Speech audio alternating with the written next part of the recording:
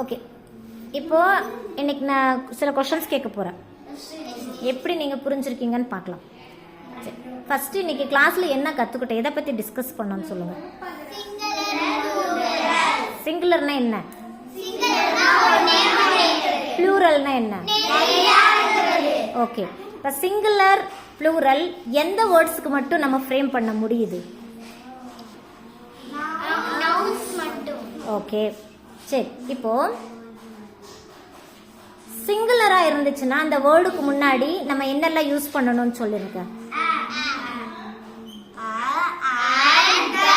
Okay, எப்போ use பண்ணணும்? ஒன்னே ஒன்று இருக்கணும். அப்புறம் இன்னொரு கண்டிஷன் சொல்லுங்க.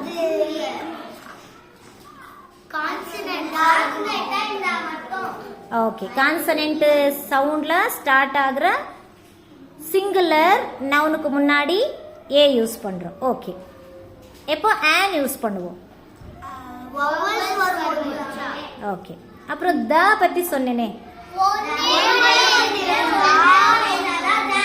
என்னப்பா புனித்து?